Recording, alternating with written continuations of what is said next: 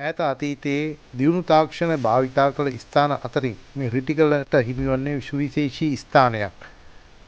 දකුණු ආසියාවේ ඇති විශාලතම කළුගලින් නිර්මාණය කළ පොකුණ මේ මන්දා පොකුණ ලෙස සොයාගෙන තියෙනවා. ඉතින් මේ කාලයේ වැසි සමයේ ක්‍රියාත්මක වුණ ජල පහරවල් මන්දා පොකුණට ගලා එන විදියයි ඔබට දිස් වෙන්නේ. ඉතින් අවුරුදු 5000ක් තරම් ඈතට තිබෙන මේ ස්ථානය, ඒ කියන්නේ රාවණා යුගය දක්වා දුවෙන මේ ස්ථානයේ යක්ෂ වංශිකයන්ගෙන් පැවතෙන ස්ථානයක් බවට පැවසෙනවා.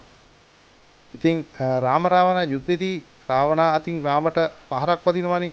මේ ඇති වේදනාව සූපත් කරන්න බේත් කියන පාර වෙන්නේ හනුමට.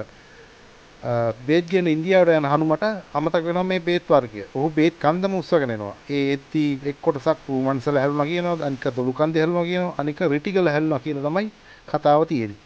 ඉතින් ලංකාවට පමණක්ම ආවිනික වෙච්ච පැලෑටිත් මේ වනයේ තියෙන නිසා දැඩි ආරක්ෂිත අති සංවේදී කලාපයක් විදියට පත් කරලා තියෙනවා.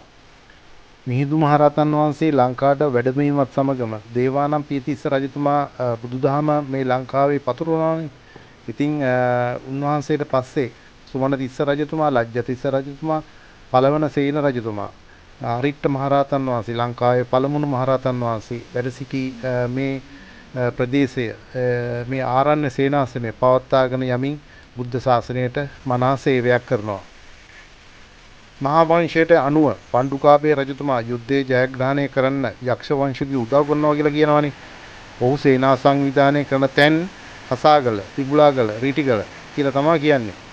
ඉතින් ඒ අතරින් මේ යුද්ධය ප්‍රධාන සටන සිදු වෙන්නේ මේ රිටිගල ආශ්‍රිතවයි. මහා වංශයට අනුව අපිට හිතන්න පුළුවන් යක්ෂ වංශිකයෝ වැඩිපුර ජීවත් වෙලා තියෙන්නේ මේ රිටිගල ආශ්‍රිතව කියලා. සමහර පුරාවිද්‍යාඥයෝ කියලා කොටසක් හොයාගෙන තියනවා කියලා කියනවනේ මේ. ජේතවනාරාමයේ කියන්නේ මේක කියලා.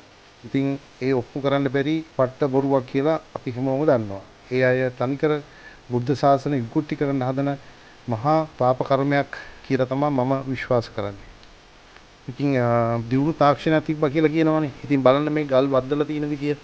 මේවා එකින් එකට හිඩස් නොවිතින්න වද්දලා තියෙන විදිය බලන්න. ඉතින් එකල හිටපු අපේ දියුණු තාක්ෂණයක් සහිත මුතුන් මිත්තෝ අපේ ලංකාවේ හිටියා කියලා කොච්චර විශ්වාස කරන්න පුළුවන්ද? තියෙන්නේ බලන්න උණු කැටේ. එකල පාවිච්චි කරපු උණු කැටයක්. ඉතින් මේ වගේ ස්ථාන පරිස්සම් කරන එක අපේ ඇති වගකීමක්. ඉතින් නැවතත් අලුත් වීඩියෝ එකකින් හමු වෙමු. මගේ channel එක subscribe කරලා like එකක් දාන්න, comment එකක් දාන්න. අලුත් වීඩියෝ බලන්න පුළුවන් ඉස්සරහට.